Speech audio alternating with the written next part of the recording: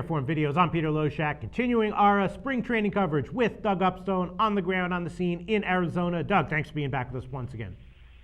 Hi, Peter. My pleasure to be back here, and we're in Goodyear to see the Cleveland Indians for the first and only time this time around. And, hey, the Cleveland Indians last year, was there a bigger surprise in baseball going from 68 wins to 92?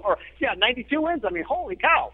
Yeah, and I'll tell you what, Cleveland Indian was also the most profitable team in baseball to bet on last year. They were number one in the standings. So anyone who had jumped on that train had a very profitable year with them last year. They were positive 25 units. Again, that was tops in the majors. They were very profitable both at home and on the road, but they didn't really excel in any individual statistical category. You know, a perfect example is that they only had the number 19 ranked bullpen in terms of bullpen ERA. So, you know, they weren't doing it because of something like that. Nevertheless, though, number one in the money rankings, positive 25 units. Do you think that was a bit of a fluke? Oh, I don't think there's any. I think there's no doubt that there were certainly some fluky issues into it, and they took care of the schedule as they needed to. Like, I got a couple of points here.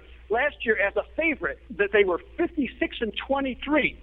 In one-run games, they were 30-17, and in their division, when they did not play Detroit, they were 40-17 in division. So, I mean, they cleaned up where they needed to and as they needed to. Now, going forward, though, you know, there's any number of different baseball guys and certainly sports bettors that know teams that have just vast improvements, okay, like that, at usually 15 or more games, well, they tend to come back towards the norm. And having won 92 games last year, odds makers are taking it right into consideration, lowering it down to 81 because the normal regression on something like that tends to be right around 10 or 11 games. All right. So then, what do you think in terms of betting on their individual game money lines? I mean, if their win total is set at 81, that tells me that the odds makers are probably going to be pricing them as one of the elite teams to start the year. No. I mean, you know, because what you have to look at is what their pitching is going to look like.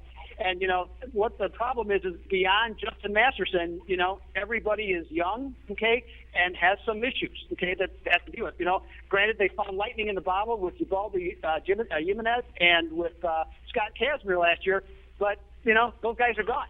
So it's all young guys replacing him. Danny Salazar, who pitched today, you know, he certainly has tremendous upside, big fastball, great curveball. But are you going to be able to count him as a number 2 starter throughout the course of the entire season? And then you go down the list, you know, Corey Kluber, Zach McAllister, and these other guys.